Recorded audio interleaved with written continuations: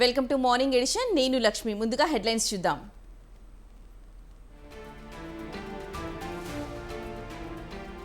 నేడు ఏపీ సచివాలయానికి పవన్ కళ్యాణ్. తన ఛాంబర్ను పరిశీలించనున్న డిప్యూటీ సీఎం.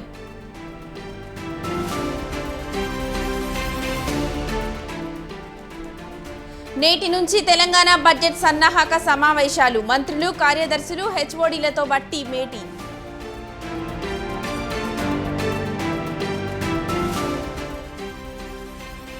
నేడు వారణాసిలో మోదీ పర్యటన. పీఎం కిసాన్ నిధులు విడుదల చేయనున్న ప్రధాని.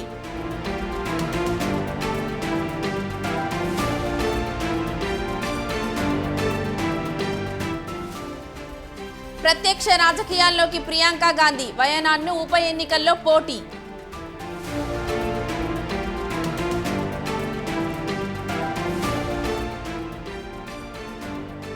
తెలుగు రాష్ట్రాల్లో భారీ వర్షాలు. ప్రజలు అప్రమత్తంగా ఉండాలని అధికారుల సూచన.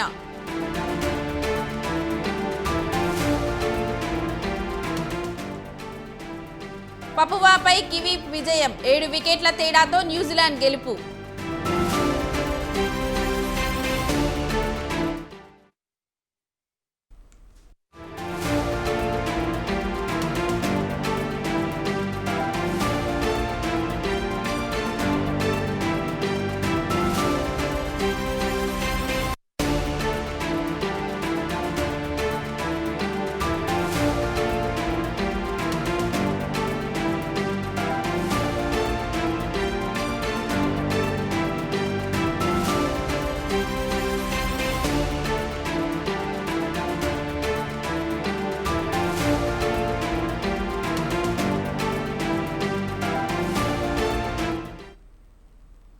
ప్రధానిగా వరుసగా 3వ విడత బాధ్యతలు చేపట్టిన మోదీ మొదటిసారి ఇవాళ తన సొంత నియోజకవర్గం వారణాసిలో పర్యటించనున్నారు.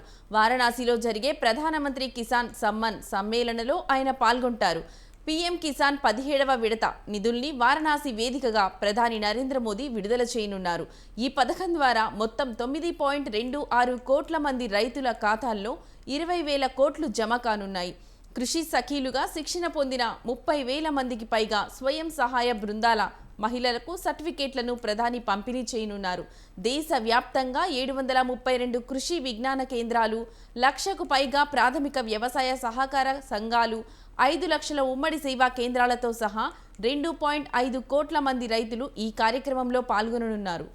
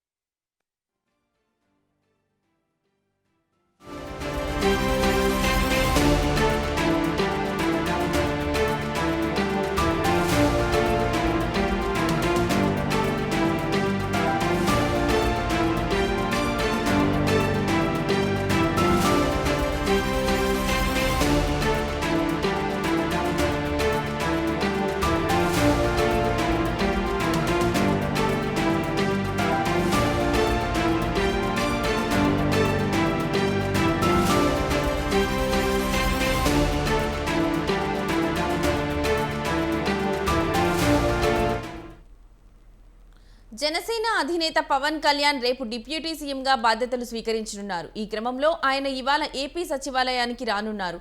మంత్రిగా ప్రమాణ స్వీకారం చేసిన అనంతరం తొలిసారి పవన్ కళ్యాణ్ సెక్రటరియేట్కి వస్తున్నారు. ఇప్పటికే తన కోసం సిద్ధం చేసిన ఛాంబర్ను పరిశీలించనున్నారు. అనంతరం సీఎం చంద్రబాబుతో పవన్ భేటీ అవుతారు. ఈ సందర్భంగా పవన్కు ఘన స్వాగతం పలికేందుకు అమరావతి రైతులు ఏర్పాట్లు చేస్తున్నారు.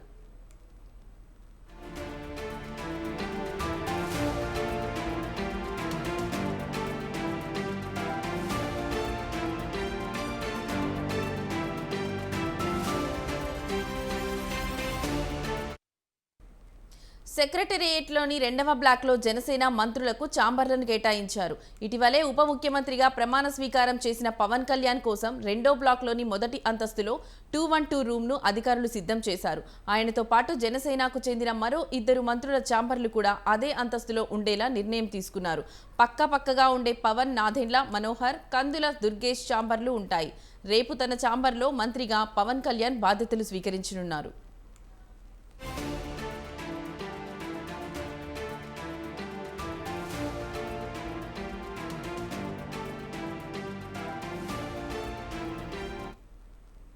ఇటీవల జరిగిన ఎన్నికల్లో జనసేన పార్టీ 21 స్థానాల్లో గెలుపొందింది. దీంతో జనసేనకు 3 మంత్రి పదవులు దక్కాయి. ఇప్పటికే మంత్రులందరూ ప్రమాణ స్వీకారం చేశారు. బాధ్యతలు స్వీకరించాల్సి ఉంది. పవన్కు పంచాయతీరాజ్ శాఖతో పాటు గ్రామీణాభివృద్ధి, గ్రామీణ నీటి సరఫరా, అటవీ, పర్యావరణ, సైన్స్ అండ్ టెక్నాలజీ శాఖలు కేటాయించారు.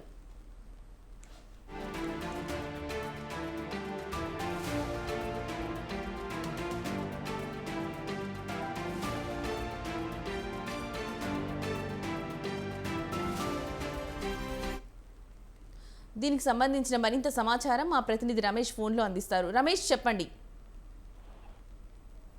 జనసేన అధినేత ఏపీ ఉప ముఖ్యమంత్రి పవన్ కళ్యాణ్ రేపు మంత్రిగా బాధ్యతలు చేపట్టబోతూ ఉన్నారు. ఈ నేపథ్యంలో ఈ రోజు మధ్యాహ్నం 1 గంటకు పవన్ కళ్యాణ్ ఉప ముఖ్యమంత్రి హోదాలో మొదటిసారి సచివాలయానికి రానున్నారు. తాను ఏదైతే రేపు ప్రమాణ స్వీకారం చేపట్టబోతూ ఉన్నారో ఆ ప్రమాణ స్వీకార బాధ్యతలకు సంబంధించినటువంటి ఛాంబర్ ను కూడా ఆయన పరిశీలించున్నారు. ఇప్పటికే డిప్యూటీ సీఎం గా ఉన్నటువంటి పవన్ కళ్యాణ్ కు ఏపీ ప్రభుత్వం సచివాలయంలోని బ్లాక్ 2లో ఛాంబర్ ను కూడా కేటాయించడం జరిగింది.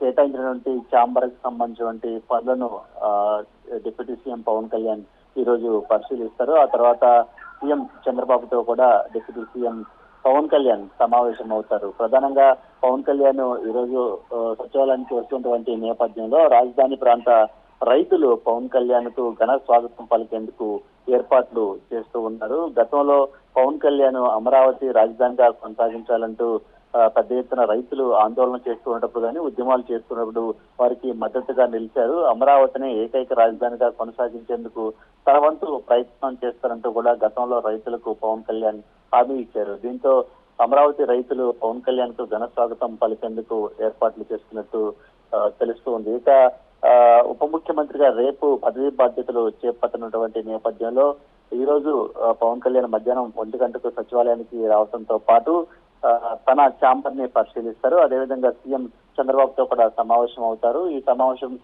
మర్యాదపూర్వక భేటీగా కూడా చెప్పుకోవచ్చు. ఎందుకంటే గతంలో సీఎం చంద్రబాబు ముఖ్యమంత్రిగా ప్రమాణ స్వీకారం చేశారు. అదే రోజు పవన్ కళ్యాణ్ కూడా మంత్రిగా ప్రమాణ స్వీకారం చేశారు. అయితే ఇప్పటికే సీఎం చంద్రబాబు తన పదవీ బాధ్యతలను చేపట్టగా పవన్ కళ్యాణ్ మాత్రం రేపు మంత్రిగా పదవీ బాధ్యతలు చేపడుతూ ఉన్నారు. ముఖ్యమంత్రిగా చంద్రబాబు ప్రమాణ స్వీకారం చేసిన తర్వాత రేపు ఈ రోజు మొదటిసారి సీఎం చంద్రబాబుతో పవన్ కళ్యాణ్ భేటీ అవుతున్నారు కాబట్టి ఇది మర్యాదపూర్వక భేటీగా కూడా చెప్పుకోవచ్చు. ఇక మరోవైపు జనసేన పార్టీకి సంబంధించిన 3 మంత్రులుగా ప్రమాణ స్వీకారం చేశారు. పవన్ కళ్యాణ్ తో పాటు నాదెండ్ల మనోహర్, అదేవిధంగా కందుల దుర్గేష్. ఈ 3రికి కూడా అసెంబ్లీలోని బ్లాక్ 2లో ఒకే వరుసలో ఛాంబర్లను ప్రభుత్వం కేటాయించింది. రేపు పవన్ కళ్యాణ్ బాధ్యతలు చేపట్టిన తర్వాత మిగతా 2 మంత్రులు నాదెండ్ల మనోహర్, అదేవిధంగా కందుల దుర్గేష్ కూడా పదవీ బాధ్యతలు చేపడుతున్నారు. సో ఈ రోజు రేపు కూడా పవన్ కళ్యాణ్ సెక్రటరీకి రానున్నారు. ఇక అటు ఉద్యోగ సంఘాలతో పాటు ఉద్యోగులు కూడా పవన్ కళ్యాణ్ తో భేటీ అయ్యే అవకాశం ఉంది. Lakshmi. Right Ramesh, thank you.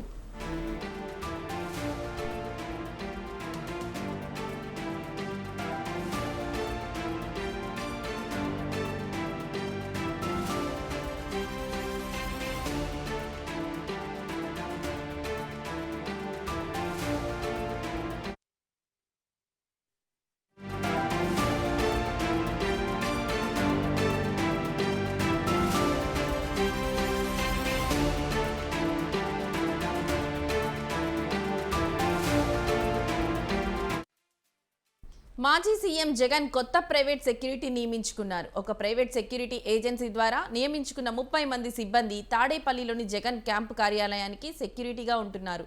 అధికారం కోల్పోవడం, ప్రతిపక్ష హోదా కూడా లేకపోవడంతో ప్రభుత్వ పరంగా జగన్కు భద్రత కుదించే అవకాశం ఉండడంతో ఆయన ప్రైవేట్గా సెక్యూరిటీని ఏర్పాటు చేసుకున్నట్లు తెలుస్తోంది.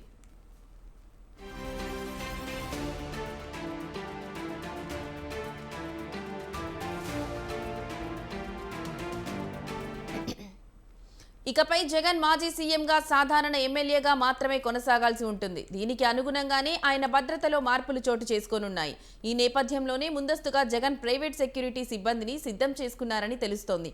గతంలో కూడా జగన్ ప్రతిపక్ష నేతగా ఉన్నప్పుడు పాదయాత్ర సమయంలో ప్రైవేట్ భద్రతా సిబ్బందిని భారీ మొత్తంలో నియమించుకున్నారు.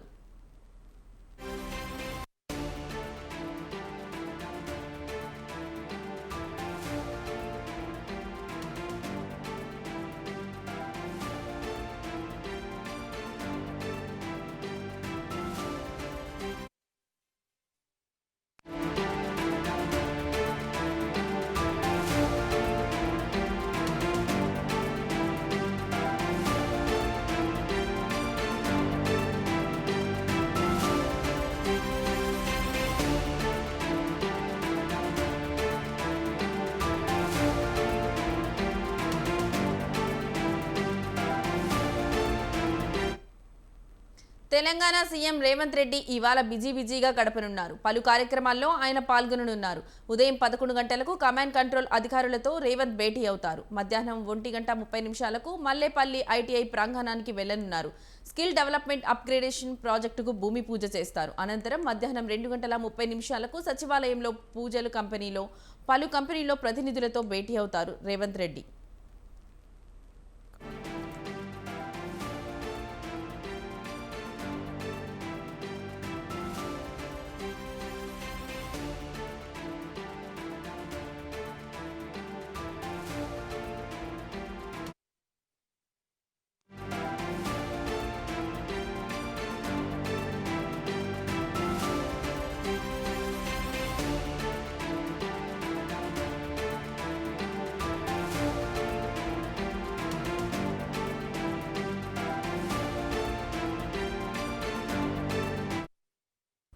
ఇవాల్టి నుంచి శాఖల వారీగా బడ్జెట్ సన్నాహక సమావేశాలు నిర్వహించనున్నట్లు తెలంగాణ రాష్ట్ర ప్రభుత్వం తెలిపింది. డిప్యూటీ సీఎం బట్టి విక్రమార్క, మంత్రులు, కార్యదర్శులు, హెచ్ఓడీలతో భేటీ కానున్నారు. దీనిలో భాగంగా నేడు వ్యవసాయ, మార్కెటింగ్, సహకార, చేనేత శాఖల ప్రతిపాదనలపై చర్చించనున్నారు. 21న రెవెన్యూ, గృహ నిర్మాణం, ఐ&పిఆర్, పంచాయతీరాజ్, మహిళా శిశు సంక్షేమం, వైద్య ఆరోగ్య శాఖలతో సమావేశం నిర్వహించనున్నారు. ఈ నెల 22న R&B, సినిమాటోగ్రఫీ, ఐటీ, పరిశ్రమల శాఖపై చర్చించనున్నారు. ఈ నెల 26న నీటిపారుదల, పౌర సరఫరాలు, అటవీ, దేవాదాయ శాఖలపై సమావేశం జరగనుంది.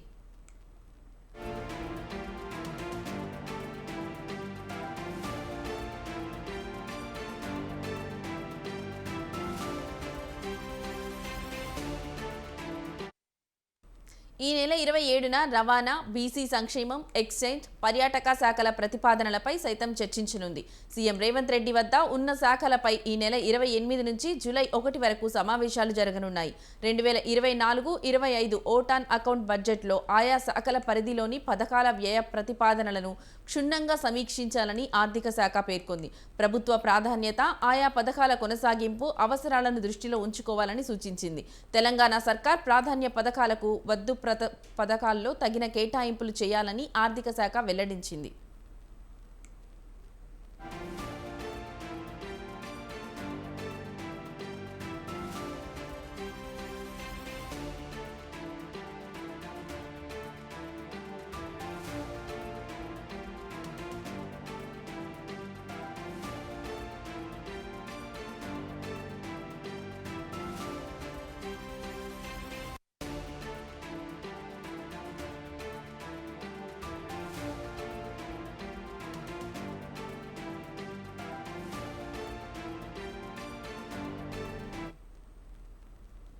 ఢిల్లీ లిక్కర్ కేసులో బీఆర్ఎస్ ఎమ్మెల్సీ కవిత అరెస్ట్ అయి 3 నెలలు పూర్తవుతుంది. 80 రోజులుగా తీహార్ జైల్లోని 6వ నెంబర్ కాంప్లెక్స్లోని కవిత ఉంటున్నారు.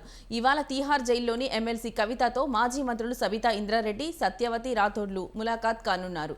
2 రోజుల క్రితం కవితతో ఆమె సోదరుడు మాజీ మంత్రి కేటీఆర్ ములాఖాత్ అయ్యారు. కేసీఆర్ కుటుంబ సభ్యులు కవితతో ఫోన్లో మాట్లాడుతున్నారు.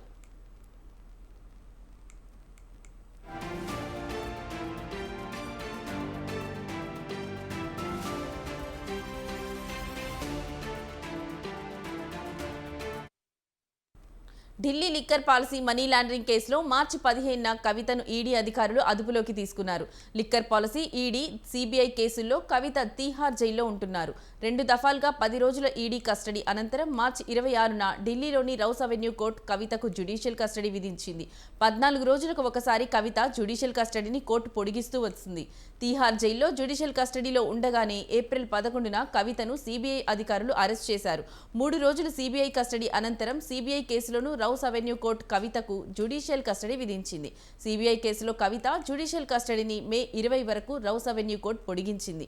కోర్టు అనుమతితో జైల్లో పలు పుస్తకాలను చదువుతూ ధ్యానం, ఆధ్యాత్మిక చింతనలో కవిత గడుపుతున్నారు.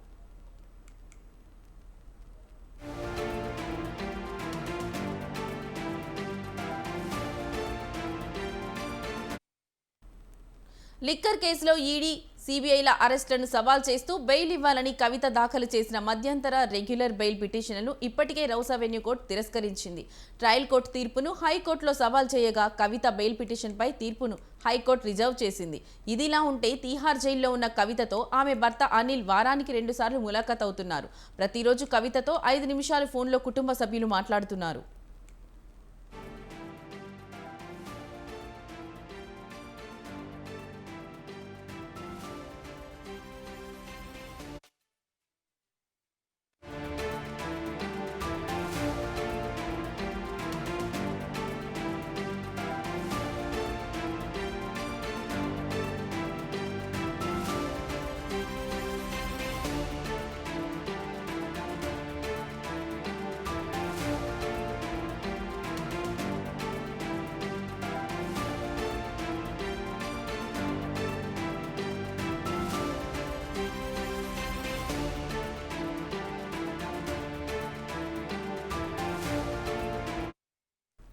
జూన్ 24 నుంచి ఏపీ అసెంబ్లీ సమావేశాలు జరగనున్నాయి.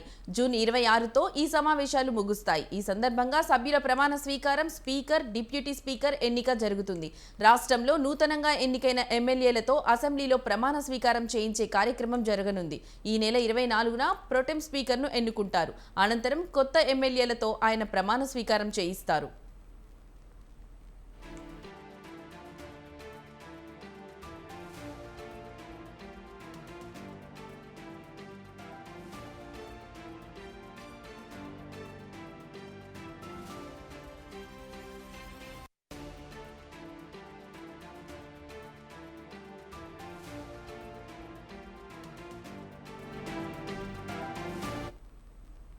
ఏపీ అసెంబ్లీ కొత్త స్పీకర్ అయ్యన్న పాత్రుడికి అవకాశం ఇవ్వాలని టీడీపీ అధిష్టానం నిర్ణయించింది. డిప్యూటీ స్పీకర్ పదవి జనసేనకు ఇస్తారని ప్రచారం జరుగుతోంది. ఎన్నికైన వారిలో సీనియారిటీ పరంగా అయ్యన్న పాత్రుడు ముందుంటారు. ఆయన సభాపతిగా ఎన్నికవుతున్న నేపథ్యంలో మరో సీనియర్ సభ్యుడైన బుచ్చయ్య చౌదరి ప్రొటెం స్పీకర్గా వ్యవహరించే అవకాశం ఉంది. అసెంబ్లీ సమావేశాలకు ముందు ఈ నెల 22న సచివాలయంలో మంత్రివర్గ సమావేశం నిర్వహించనున్నారు.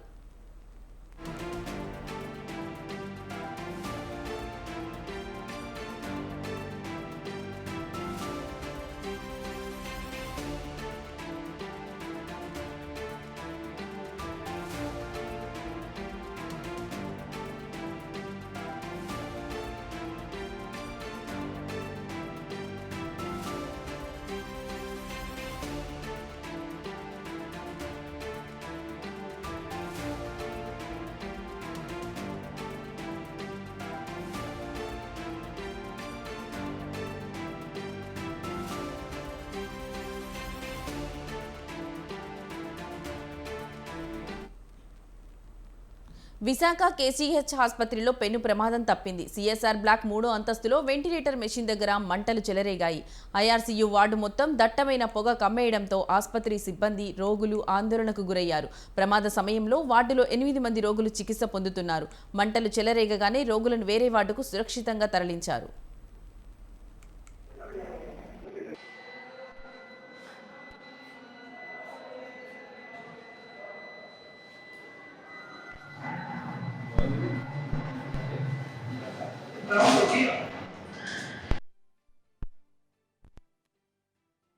ఆసుపత్రిలో స్వల్ప ప్రమాదం జరిగిందని వెంటనే రోగులను సురక్షితంగా వేరే వార్డుకు తరలించామని కేజీహెచ్ ఆసుపత్రి సూపరింటెండెంట్ శివానంద్ తెలిపారు.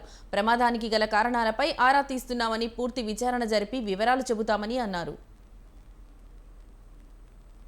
చిన్న ఫైర్ యాక్సిడెంట్ ఐసీలో అయింది. అది చూసాము. కొద్దిగా పొగలు రాగానే మేము అందరం అప్రమత్తతో మొత్తం అందరూ డాక్టర్లు, staff nurses and all employees they went there and we rescued all the patients. అందరు పేషెంట్స్ని పక్కవాడికి షిఫ్ట్ చేసి అందరికీ మళ్ళీ చక్కగా వెంటిలేటర్స్ కనెక్ట్ చేసి అందరూ సేఫ్గా ఉన్నారు. ప్రస్తుతానికి అంతా బాగానే ఉంది. పేషెంట్లు ఇంపార్టెంట్ కాబట్టి మేము పేషెంట్ల గురించి ఇప్పుడు ఫస్ట్ వాళ్ళ ఆ ప్రాబ్లం నుంచి బయటకు రావడం అనేది మేము అత్యంత ఇంపార్టెంట్గా తీసుకొని పేషెంట్లు అందరూ ఇప్పుడు బాగున్నారు. నేను పర్సనల్గా వచ్చి మొత్తం ఎంటైర్ థింగ్ దగ్గరుండి చూసుకోవడం అనేది జరిగింది. చిన్న ఫైర్ యాక్సిడెంట్ ఐసీలో అయింది. అది చూసాము. పశ్చిమ గోదావరి జిల్లా తాడేపల్లిగూడెం పాతూరు సబ్స్టేషన్ వద్ద ప్రజలు ఆందోళనకు దిగారు. 3 రోజులుగా విద్యుత్ కోతలతో సతమతమవుతున్నామని వారు ఆవేదన వ్యక్తం చేశారు. చంటిబిడ్డ, తల్లులు, వృద్ధులు అవస్థలు పడుతున్నామని జనం వాపోతున్నారు. ట్రాన్స్ఫార్మర్లు మార్చి కరెంటు సరిగ్గా వచ్చే విధంగా ఏర్పాటు చేయాలని డిమాండ్ చేశారు. అధికారులకు స్పందించకపోతే నిరావదీక్ష చేపడతామని స్థానికులు హెచ్చరిస్తున్నారు. పిల్లలేమో గొల్లు మన గోలెట్టేస్తున్నారు మరి దారుణంగానే. ఎందుకు ఇది 3 రోజుల నుంచి తెప్పలే మాకు. అప్పుడే బాగానే ఇచ్చేవారు, అప్పుడే 2 నెలలు పెట్టి ఇలాగ ఏడిపించేస్తున్నారు. ఎందుకు వచ్చింది? పిల్లలు అందరూ మేము మున్సిపాలిటీ పని చేస్తాం, మళ్ళీ పొద్దున్న 4 వెళ్తాం, మళ్ళీ పొద్దున్న ఏం చేస్తాం? అప్పుడు రోడ్డు దుర్తకెళ్ళాలి, చెత్త ఎత్తకెళ్ళాలి. మాకెళ్ళ చేత ఎలాగా ఇక అక్కడి నుంచి బాగానే ఉంది. ఈ తమ్మానికి మొత్తం సాగిపోయి ఎప్పుడు తెగిపోతాయో పిల్లలు అటు ఇటు తిరుగుతారు. ఎప్పుడు తెగిపోతే లైన్ మ్యాన్ గారు కేకేస్తుంటే ఇందాక వచ్చేస్తుందని చెప్పాడు. ఇందాక అక్కడ ఏం మార్చాడు. అప్పటి నుంచి కరెంట్ వస్తలేదు మాకు. ఏంటి పరిస్థితి? 3 చేయాలి మళ్ళీ 3500 అంటే అరగంటలో కట్టేస్తారంట. పీరియడ్కి వెళ్ళిపోయి అరగంటలో కట్టి తెచ్చేస్తారంటాడు. కట్టయిన తర్వాత గంటలో 2 గంటలు తెస్తారండి. ఎందుకు వచ్చిందంటే ఇది? పిల్లలేమో గొల్లు మన గోలెట్టేస్తున్నారు మరి. మాటల మాంత్రికుడు, సినీ దర్శకుడు త్రివిక్రమ్ శ్రీనివాస్ శ్రీవారి దర్శనార్థం తిరుమలకు చేరుకున్నారు. శ్రీవారి మెట్టు కాలిబాట గుండా నడుచుకుంటూ తిరుమలకు చేరుకున్నారు. రాత్రి తిరుమలలో బస చేశారు. ఉదయం వీఐపీ విరామ సమయంలో స్వామివారి సేవలో పాల్గొని మొక్కులు చెల్లించుకోనున్నారు. పవన్ కళ్యాణ్ ఎన్నికల్లో గెలిచి డిప్యూటీ సీఎం అయ్యాక మొదటిసారి త్రివిక్రమ్ తిరుమలకు రావడం విశేషం. తన మిత్రుడు అఖండ ఘన విజయాన్ని సొంతం చేసుకున్న నేపథ్యంలో త్రివిక్రమ్ తిరుమలకు వచ్చారని అభిమానులు అంటున్నారు.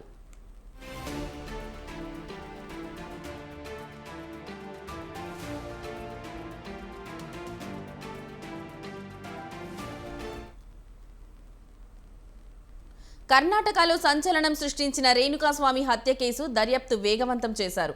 ఈ కేసులో సినీ నటుడు దర్శన్ ఇప్పటికే పోలీస్ కస్టడీలో విచారణ ఎదుర్కొంటుండగా నటి పవిత్ర గౌడ మేనేజర్ దేవరాజ్ను తాజాగా అదుపులోకి తీసుకుని ప్రశ్నిస్తున్నారు. హత్యకు ముందే రేణుకాస్వామి మెడలో ఉన్న బంగారు గొలుసును దుండగులు దోచుకున్నట్లు గుర్తించారు. ఈ కేసులో ఇప్పటికే 16 మందిని అరెస్ట్ చేయగా దేవరాజ్ను ఈ నెల 16 రాత్రి అన్నపూర్ణేశ్వరి నగర పోలీసులు అరెస్ట్ చేశారు. స్వామిని ఓ షెడ్డులో హత్య చేయగా పవిత్రతో కలిసి దేవరాజ్ అక్కడికి వెళ్లాడని గుర్తించారు. ఆ కారణంతో అరెస్ట్ చేసినట్లు పోలీసులు తెలిపారు.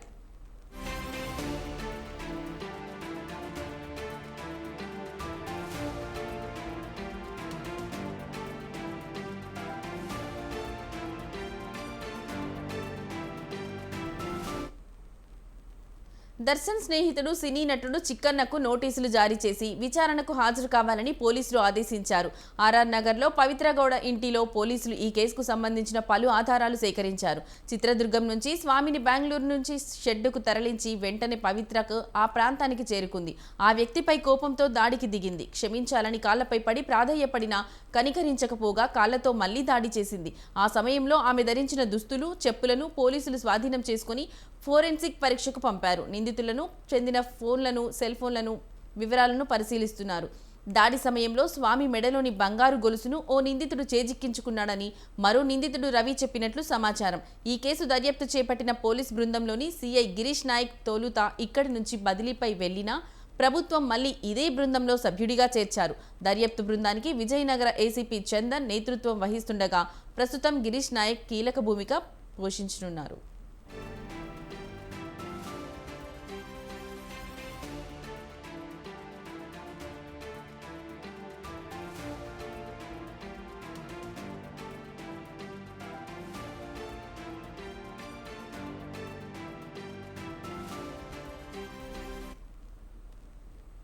మందు తాగే కోతులు, గుల్ల చుట్టూ ప్రదక్షిణాలు చేసే కుక్కలు, పందులు ఘటనలో గతంలో చూసాం. మరికొన్ని చోట్ల ఇతర జంతువులకు పాలిచ్చే ఆవులను, కుక్కలను చూసాం.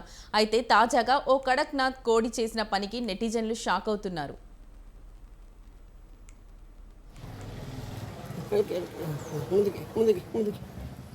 జగిత్యాల రూరల్ మండలం లక్ష్మీపూర్ గ్రామానికి చెందిన ఏడమల మల్లారెడ్డి అనే వ్యక్తికి కోళ్ల ఫామ్ ఉంది. ఆ కోళ్ల ఫారంలోనే ఓ కడక్నాథ్ కోడి యజమాని చెప్పినట్లు చేసి అందరినీ విస్మయానికి గురి చేస్తుంది. వెనక్కి రమ్మంటే వెనక్కి, ముందుకు వెళ్ళమంటే ముందుకు వెళ్ళి అందరినీ షాక్కు గురి చేస్తుంది. ప్రస్తుతం కోడికి సంబంధించిన వీడియో సోషల్ మీడియాలో వైరల్ అవుతుంది.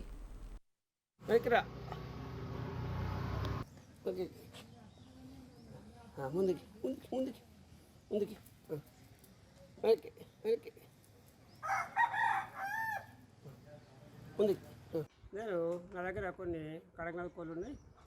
ఇప్పుడు ఆ కోళ్ళలో ఇది నాకు చాలా ఇష్టమైన కోడి. ఇది రోజు మన పైకి వచ్చి కూర్చోవడం, పైన వచ్చి వాడడం, తర్వాత నేను ఏది చెప్తే అది వినడం ఇట్లా చేస్తుంటుంది. ఇది పైకి రమ్మంటే పైకి వస్తుంది, కిందికి వెళ్తుంది, తర్వాత వెనక నడమంటే వెనక నడుస్తుంది. టీ20 వరల్డ్ కప్లో పెను సంచలనం నమోదైంది. పాపువా న్యూ గినియాతో జరిగిన మ్యాచ్లో కివీస్ 7 వికెట్ల తేడాతో ఘన విజయం సాధించింది. ముందుగా బ్యాటింగ్ చేసిన పీఎన్జీని ఫెర్గూసన్ ఘోరంగా దెబ్బతీశాడు. కివీస్ బౌలర్ల దాటికి మొదటి న్యూగిని 19.4 ఓవర్లలో 78 పరుగులకే కుప్పకూలింది. లక్ష్య ఛేదనలో న్యూజిలాండ్ 3 వికెట్లు కోల్పోయి లక్ష్యాన్ని అందుకుంది. స్వల్ప లక్ష్యాన్ని న్యూజిలాండ్ 12.2 ఓవర్లలో 3 వికెట్లు కోల్పోయి ఛేదించింది.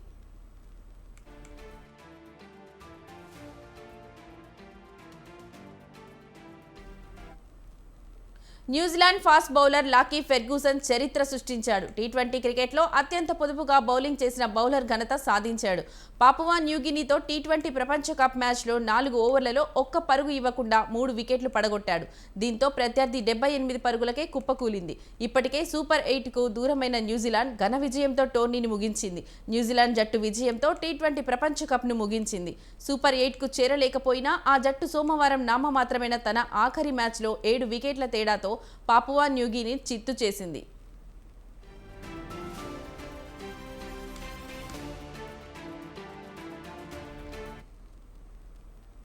ఇవి బులెటిన్లోని విశేషాలు. చూస్తూనే ఉండండి స్వతంత్ర.